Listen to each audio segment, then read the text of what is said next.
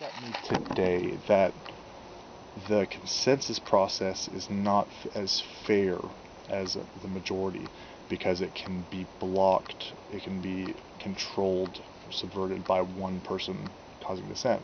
But that misapprehends the process of consensus. A block means either I go or we engage this. Right. It It's a doesn't mean moral everybody has to stop. It's a moral objection, exactly. Well, also with a block, that just means there's more discussion about the point. Right. You see, whoever blocks it has to have a compelling argument, and if they do have a compelling argument, then maybe more, attention should be paid to it. Yeah. And Well, changed, or it just doesn't mean you're going to block the action. It means you block the action as it stands. Well, So look it at the one evolves. that happened the one night we were up there with the, they wanted to have redistribution of wealth in the principles of solidarity. Right. And, the first guy made a really compelling point, like, this is going to drive people away. Mm-hmm. I think it was 4 blocks, 3 spoke, Mm-hmm. and eventually what they decided, and it was very specific that we're going to remove the language for now, with the intent that we're going to go back and readdress it later. Yeah, and reword it. Tabled Yeah. it. You table it. Like that. But it didn't stop the entire action. Yeah. And that seems to be her argument, is that somebody can sway everything. And I think consensus actually protects against. Yeah, exactly. Well, the problem with their argument, I think, and one of the last things I said to Rev Magdalene was that she seems to be like employing fair in a sort of a priori effective sense that I may not necessarily understand in the same way that she does. But I think that also belies sort of the vapid shallowness of the comment itself. It was there to do exactly what I did, was to say a whole bunch of shit, not really much in defense, and it wasn't an apology, it was just an explanation. I think I was polite, and certainly for no good end. But if somebody's not going to listen, they're not going to listen. That's not something I'm going to try and change. But that's why I still engage with her specifically, is because, I see that she raises points that people are probably thinking. It's just that she's loud enough to actually have people respond to her and everything else. Well, But the thing is, she brought up a point that she didn't have a rationale for. She just had this idea that it wasn't fair because well, I think honestly that's because she hasn't been there. No, And I hate to oversimplify it that way, but I said something later, just generally, not to her, but you have to, everybody who's remotely interested in this or even a little against it should go to a GA meeting exactly. with an open mind, and see it, and actually, even if you don't want to be part of it, even if just see how the process, because the process is the strength. I mean, that's really Absolutely. what's driving this whole movement, is that we trust in this consensus process, and we trust ourselves enough to speak up when necessary. If you believe in voting, then get out and vote at a GA. Like, if you Right. believe in engaging democracy, get out and express your voice where it has the same weight as any other voice. Exactly. And if you look on the flip side, look at what she's suggesting is majority. To get a majority, it's 51% or over. So that's not necessarily a fair system.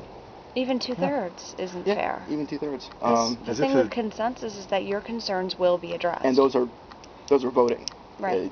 You're not gonna really have the chance to hash out everything you can in consensus. It doesn't work like that. Yeah, but the process exists so that even if nobody is fully satisfied, they're comfortable, they're confident in the decision that was being made, because they were just as, it's horizontal. You are just as, important, I guess, if you want to throw that word around, as everybody else.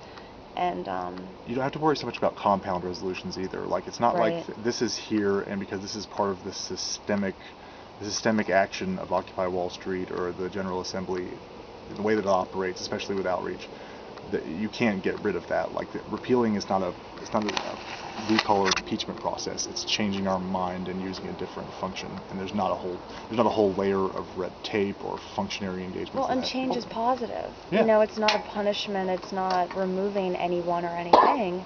It's that crowdsourcing a living document.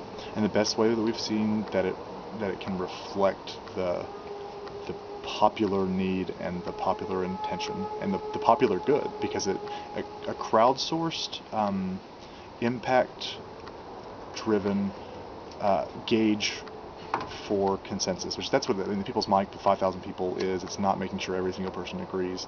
If somebody can come up there screaming, block at the top of their lungs, and if so, we need to listen to them. But what it is it's honing into the needs and the feelings of the crowd. I think it engages all moods. Yeah, that temperature check is such an important thing. It's immediate also. Right. Like, if somebody brings up a point, it's discussed right then and there. Why, if you're blocking something, what about it do you not like? And it's an immediate process, which it has to be. Yeah. And a way to be adaptive to cultural barometrically. It taps in and it co-evolves sort of with the changing of the zeitgeist of the group, or even the practical well-being or experience of the group, hardships. It's not always going to be, of course, like a direct reflection of an economic need in their political expression or their social expression, but it will reflect the overall condition that we unfortunately still have to look at through economic terms, because you can't have a non-capitalist system operating as an island in the middle of the most capitalist city in the world. Like, we still have to buy McDonald's. We have to value our own life wages, our own physical energy that we put into this as a capitalist asset. It's a commodity. It's just that we're operating within a capitalist infrastructure. But at the same time, we're also operating within a heavily socialist infrastructure. The United States government is a socialist welfare state with a free market infrastructure. That's it. With a laissez-faire ideology that's not applied.